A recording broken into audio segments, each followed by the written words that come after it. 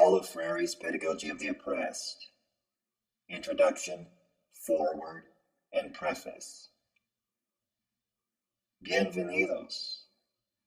The purpose of this video is to introduce and examine Paulo Freire's popular text, Pedagogy of the Oppressed. Paulo Freire was an educator and a critical pedagogist from Brazil. He was born in 1921 to a middle-class family, but after his father died in 1934, he experienced poverty and hunger, which influenced his views on education and the interaction between the social classes in his country. He taught Portuguese in Brazil and went on to work as director of the Department of Education and Culture of the Social Service of Pernambuco, a state in Brazil. Freire continued working with the illiterate poor in Brazil, but was imprisoned in 1964 as a traitor. After a short exile in Bolivia, he went on to work in Chile, where he published his book, Education is the Practice of Freedom, and followed it with Pedagogy of the Oppressed in 1968. Because of this, Freire got a visiting professorship at Harvard in 1969.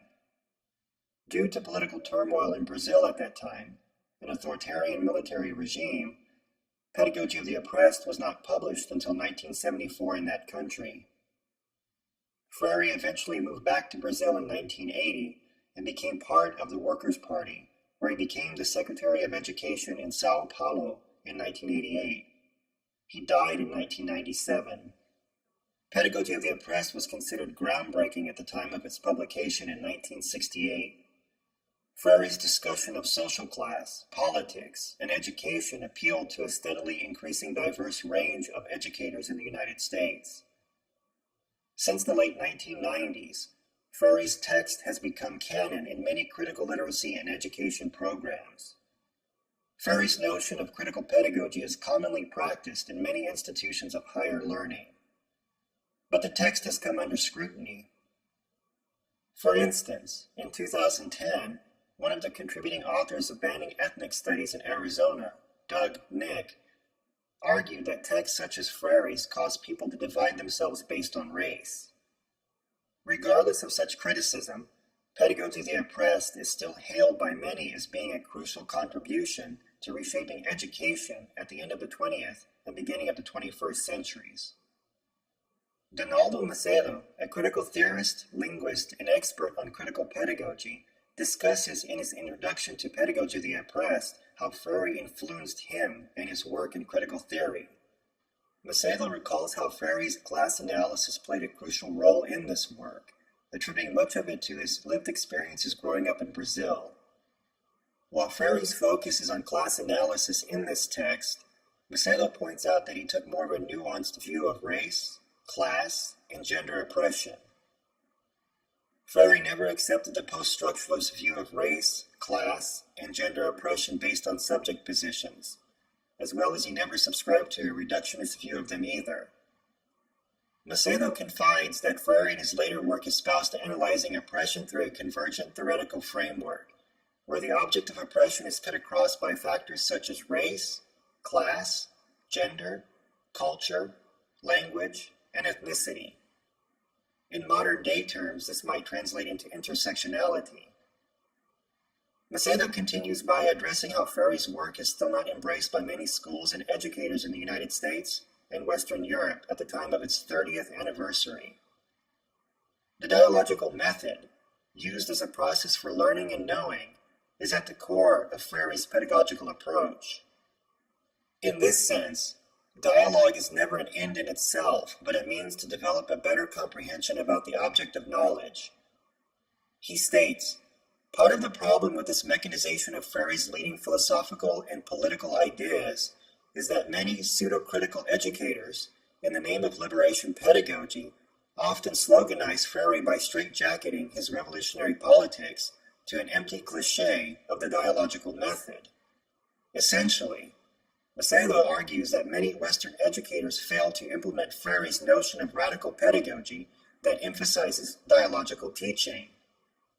In their failed approaches, Western educators practice a romantic pedagogical mode that exoticize discussing lived experiences as a process of coming to voice, which alters dialogical teaching into a method-invoking conversation that provides participants with a group therapy space for stating grievances, offering those educators a safe pedagogical zone to deal with his or her class guilt. Curiosity is another aspect to Freire's dialogical pedagogy, a curiosity that is epistemological, stemming from the students themselves. The students must show this epistemological curiosity in order to engage in dialogue as a process of learning and knowing. Macedo cites academics Gregory J. and Gerald Graff's criticism of Pedagogy of the Oppressed. He calls into question J. and Graff's assertion that Freire's notion of moving students to a critical perception of the world implies a correct method of approaching reality so that they can get a comprehension of total reality, assumes that Freire already knows the identity of the oppressed. Macedo's response to the criticism is that it presupposes that education should be non-directive and neutral, which Freire opposed. He asserts that educators need to intervene not only pedagogically but also ethically, which requires a political acuity that he suggests more moderate liberal academics such as Graff are uncomfortable with, since Freire's approach seems radical, having a tunnel-like vision that only speaks to those who agree with its premises. Macedo also addresses criticism from a colleague on why him and Freire insist on using Marxist jargon in their writing, which he counters with this statement. The equation of Marxism with jargon did not fully capture the richness of Freire's analysis. In fact, I reminded her that Freire's language was the only means through which he could have done justice to the complexity of the various concepts dealing with oppression. He claims that using more specific words, such as pedagogy of the disenfranchised, allows for the opportunity for the victim to be blamed for their own disenfranchisement, which would distort reality, according to Macedo, by suggesting the possibility that the victim had power that was taken away from them by another. In this sense, the victim is not necessarily powerless or truly oppressed. Rather, they fail to maintain their status stemming from their own shortcomings. Macedo continues in his introduction by discussing how some academics have claimed that Freire's language in the text is unclear. He claims academics that want clear language only accept the dominant standard discourse. Macedo states, if one begins to probe the issue of clarity, we soon realize that it is class-specific, thus favoring those of that class in the meaning-making process. His ultimate conclusion in this matter, the call for language clarity is an ideological issue, not merely a linguistic one, and that some highly literate academics are put off by some dimensions of the same ideology. Macedo concludes his introduction by discussing how Freire's work has been influential within the realm of education. He states, I found comfort in the immeasurable hope that Paulo represented for those of us who are committed to imagine a world, in his own words, that is less ugly, more beautiful, less discriminatory, more democratic, less dehumanizing, and more humane. The foreword is by Richard Shaull. Shaull says, Paulo Freire incarnates a rediscovery of the humanizing vocation of the intellectual and demonstrates the power of thought to negate accepted limits and open the way to a new future. Shaull continues, Freire is able to do this because he operates on one basic assumption, that man's ontological vocation, as he calls it, is to be a subject who acts upon and transforms his world, and in so doing moves toward ever new possibilities of fuller and richer life individually and collectively.